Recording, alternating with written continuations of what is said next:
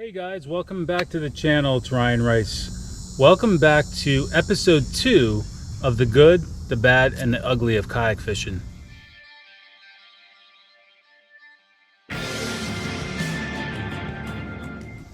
Everything that I talk to you guys about, all the cons of kayak fishing, I'm not trying to persuade you away from doing this because everything is fixable with the right equipment. So let's get into it. Last time I talked to you guys about comfort, how to get your kayak to the water, and different kayaks. Some of those were pros, some of those were cons. But like I said, everything is fixable when it comes to kayak fishing. On this episode, I want to talk about boat management, wind. Wind affects kayaks super easy. Even when it's like right now, it's about 5 or 6 miles per hour, I still get pushed around with the wind. One of the best ways to fix that issue is have a pedal kayak or I'm in a Hobie right now which has fins. I'll still say it's a pedal. Having a pedal kayak gives you the ability to keep your boat position where you are. When the wind blows you around, you can just hit your pedals, you can go forward and back, you can maneuver around with a rudder, and it helps you keep the boat position when you're fishing. It's a little bit of work, with the pedals. And when it's really windy, it's a lot of work. So when it's really windy, if I want to stay positioned where I'm at, I anchor up. I use an anchor wizard. So that's the anchor wizard right there on the back of the kayak. It's screwed into the hull of the boat. I got a grappling style kind of anchor because I like that because I'm in a lot of sand and mud, and that holds me the best. And that comes up to the actual anchor wizard itself. All you got to do with this is release this. Sometimes you got to pull back on the string, and you can see it drops down. So I let a little bit of paracord out. That's what's inside there. You can see it moving right there. And I put out about 10 feet. And then you just got to do a little bit of a quarter turn. Now that's holding me in place right now. It's very simple. It's not too expensive.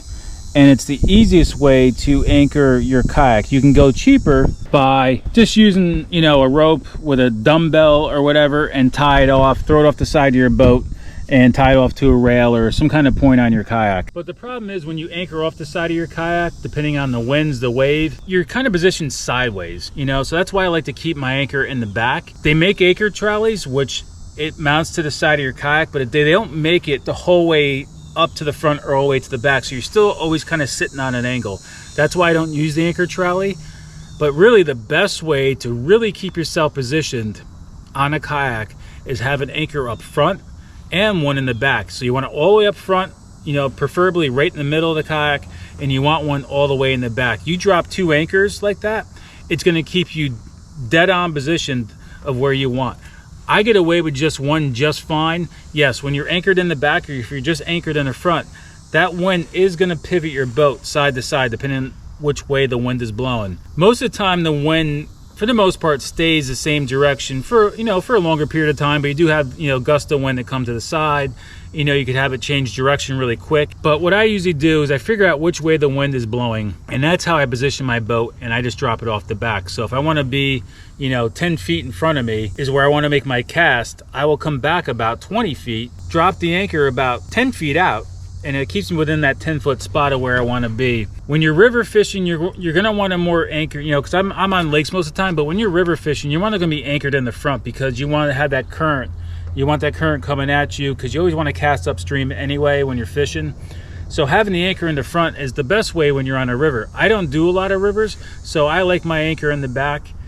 That's how I've had it since I've started kayak fishing now for 7 years, and I've just gotten used to it. So, with practice and everything else, you will get good at keeping your boat positioned either with a pedal kayak, an anchor, or an anchor trolley. I'm not saying anchor trolleys are bad, but I just don't prefer them myself because they don't get all the way to the front, like I said, and they don't get all the way to the back. It's just a bunch of pulleys. You move the string back and forth. It has a little tie-off point, and that's where you can position your anchor. So if you want the anchor position more towards the back, you can run that anchor trolley forward, and it pushes it to the back. Or if you want it more towards the front, you can pull it back and it moves that ring to the front. I'm not persuading you away from anchor trolleys. Like I said, I just don't like them. I still like the anchor wizard. But even just a simple dumbbell or a weight or even like a little anchor itself tied off to the side will work. It's the most inexpensive way. But this is just a clean install with the anchor wizard. That's why I like it. It's simple, doesn't take up much room, and it's always on my kayak. And it's just an easy way to just drop it and reel up. So to just get myself off anchor, all I got to do is just reel it up, and you can see it's going to pop up here and just be stored right back to where it is. It's simple as that. That's why I like the Anchor Wizard. It's just a simple install. Like I said, it's not super expensive, and it's always on your kayak. Other ways is with a power pole. But the problem is with a power pole, they're pretty pricey. They range about $500-600. It's a battery driven remote wireless thing that you can keep on your vest, but you got to charge the battery. They're not cheap, and they're only good up to about 8 feet of water. I fish in a lot deeper water than that, so it's good for me about half the time. You know, half the time I'm in 8 feet or less, the other half I'm in deeper. Other ways to keep yourself positioned is with a anchor pole or a push pole or a stake pole, wherever you want to call them. It's just a longer pole that you can keep, like, you know, on your double header here, and you just take it and you just jam it inside of one of your scupper holes. Once again, you're limited to about 8 feet. But that's another cheap way of anchoring yourself and keeping your boat positioned, is with a stake pole. They're cool. I've never personally had one. A lot of guys I know use them, especially in salt water where you're always up shallow chasing reds. It's just an easy way to, you know, stake your kayak in place, and when you're done, you just pull it out. But it's long, you know, it's about 8 feet, and it's not like a power pole where you have it in the back and it's kind of out of your way. It's just like having a paddle next to you. It's something that you got to keep on your boat, something that may get in the way of you catching fish, all that stuff. I've adapted to this one Anchor Wizard. You can run two, and like I said, keep it in the front and keep it in the back. So the wind can be a con when it comes to kayak fishing, but like I said, with everything else that we have against us on these little pieces of plastic, there is manufacturers out there that have come up with a solution. There is plenty of DIY solutions. There's plenty of products out there to help you position and keep your boat where you need it. They can be inexpensive, they can be expensive. A lot of people don't like an anchor. Anchor can be dangerous in current, especially in rivers or tidal water. When you are anchored up, a wake can come from a boat and hit you, or all of a sudden that tide changes or something happens. Being tied off with an anchor can be dangerous, but that's why it's always a good thing to keep a knife with you. I always keep a knife with me in my box here, just in case I can't get the anchor undone, it gets stuck, and something's about to happen to either put me in danger or tip me or anything else, and I'll just cut that paracord. You know, losing that $7-8 grappling anchor over your life or more equipment when you tip your kayak, it's just worth it to cut it. So just keep that in mind. Keep a knife with you if you run a paracord or a rope style anchor. If you run a power pole, just make sure you always keep your battery charged in your remote and the battery in the power pole charged, so you can hit that button real quick, get yourself unanchored. Push pole, self-explanatory. If something's going to happen, just pull that pole up real quick and away you'll be going.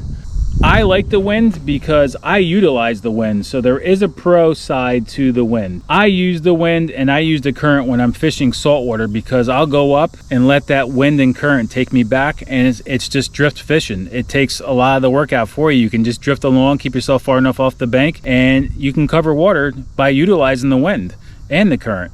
So I utilize the wind quite a bit when it comes to fishing. I just play the wind. I go upstream, downstream, or left, right side of the lake, whatever is needed if I want to be there.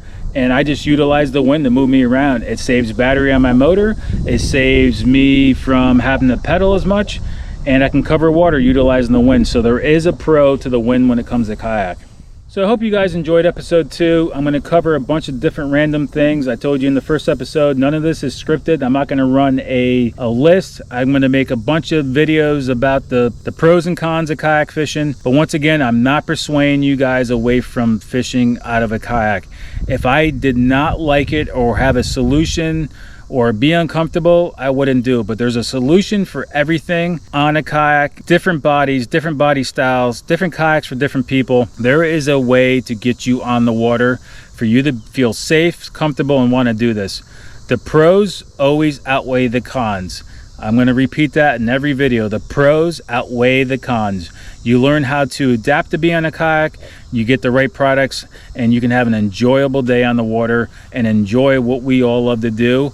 It's a totally different experience from being on the boat, and I tell you right now, you will not regret having a kayak if you haven't purchased one yet or been in the kayak. It is fun. If you've been in a kayak in the past and you've been uncomfortable or felt unsafe, you have to get into the right kayak. I kind of covered that on the first episode, that you have to water test them, but that's on episode 1. So if you guys want to hear a little bit more about that, go check out episode 1. I'll have it at the end of this video, and you guys can just keep hearing me ramble on if you want to. Just want to make sure that the information is out there for all of you guys who are and girls that are on the fence about buying a kayak. Everything is fixable to make you want to come out and do this. So as always, guys, I really appreciate you guys stopping by. If you like these kind of videos, let me know. Drop some comments. Hit that subscribe button. As always, guys, be safe on the water, and I'll catch you guys on the water. Thanks for watching, and I appreciate every one of you.